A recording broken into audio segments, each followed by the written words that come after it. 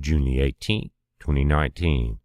Guys, you're looking at NOAA's Geocolor East Wide Atlantic View satellite. Amazing images. You can see where the sun rises over Africa, moves across the planet. A couple of things I want to point out. The entire planet is quiet as far as tropical weather.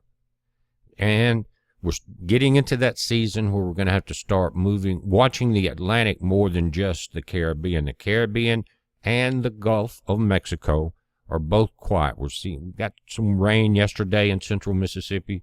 We needed it a little this morning for the gardens. Now, of course, down in the Delta where everything's flooded, it's the last thing you need. But we do need the crops to make it in the higher elevations to kind of help make up for that. So keep that in mind. But guys, our garden's doing good, by the way. We needed this rain, but it's part of prepping. It's part of it, and it may be the most important part. If you don't have a garden, you can build one in your yard, an above ground one. And check into that. You can find YouTube's videos about how to do it.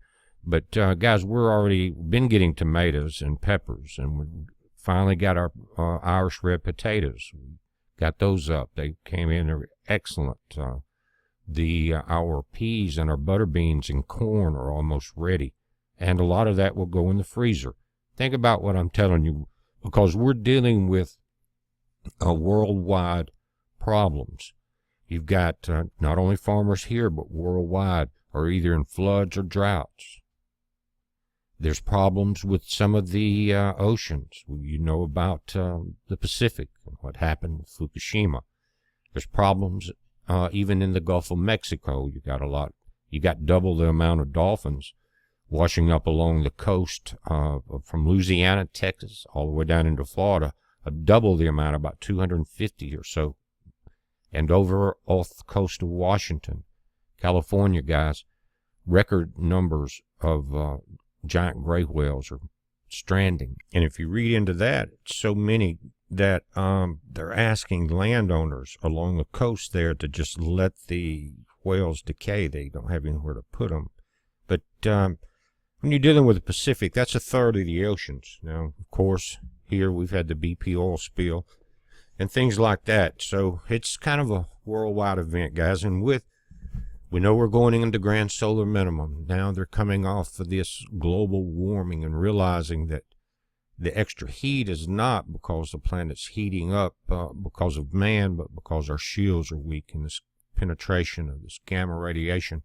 Solar radiation is more. But in the winter, it's going to be colder. The storms are going to be more severe.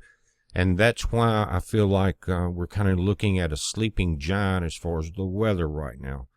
You also, again, you notice you've got the storm coming off of Africa. And if you look very closely, you can see what is called the Saharan dust cloud. We'll look at the modeling on that. But what happens, and let me pull it up. Now, the first glare that you see move across is the sun. What you're seeing behind is a natural event, but now last year it started, I think it's because of grand solar minimum and gamma radiation hitting the desert, and most of the night moisture and things like that is evaporated out very quickly, guys. So you've got a lot more dust. There's effects on everything on this planet because of what we're going through. But it's always been there, and it's always distributed this Saharan dust across Central America, up and through Florida, Cuba, up into Texas. But what happens is it has an absorption effect.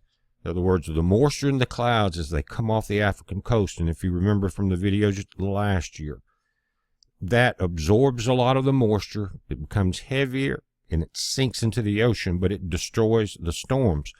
And if it's any indication, these Saharan dust storms, guys, were much larger last year and had a much greater absorption effect.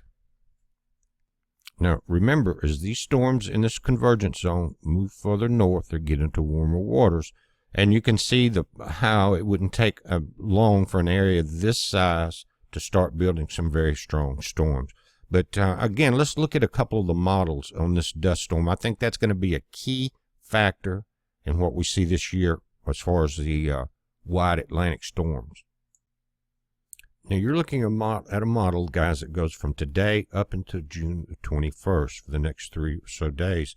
And the dust storm model, and this is called the Saharan Air Layer Forecast, but you can see the extent of how this model moves, how far, even, again, Florida, all along the Gulf Coast, Yucatan. Just think about it. It's been doing it forever. Now, this is a model, and let me say this.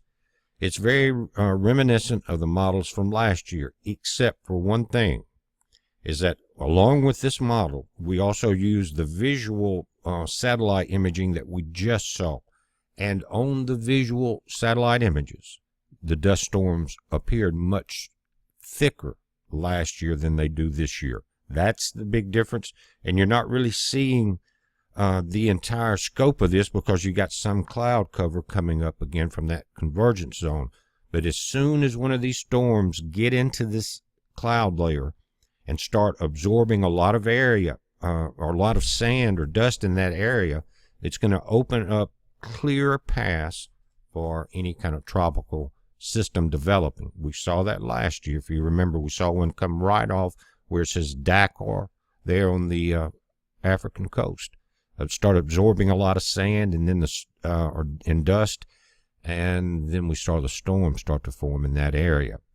But guys, again, it's one of the quietest Junes we've seen. We saw that one storm come up through the Gulf, and basically was a rain event with some high winds. But we're watching it, guys. We're starting to see that northward drip. Keep an eye on it. We will report it. We had a quake, by the way, in Japan this morning, just offshore, another shallow quake, and it was a 1 meter height, of which you're dealing with, 39 inches or so. Said wave height warning, and it didn't last very long because it was very close to the shore, but so it's been active. We saw the 7.4. That was downgraded to a 7.2 just a few days ago further south. But I've said that we are dealing with new science as far as our capabilities to see what we're seeing, our satellite imaging, as far as a grand solar minimum. We've seen chaotic weather with records of floods, cold, heat, name it. We've seen it this year, record tornadoes last month. And so if we have a quiet hurricane season, it'll be a blessing. But guys, the way it's been going on, we could see a record storm. I don't know if it'll be an entire season, but the waters are very warm. Take a look at that. And this warm water is what these storms thrive off of. That creates that engine. You're looking at the Atlantic sea surface temperatures.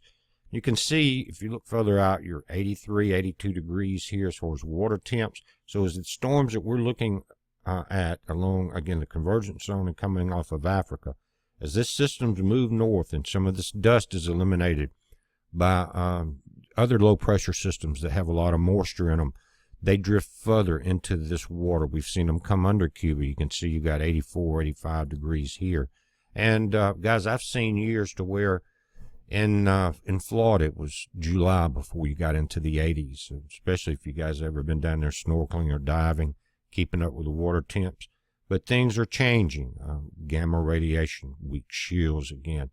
But, guys, keep an eye on it. Watch for updates. You know we're watching this. It's a heads up. Be safe.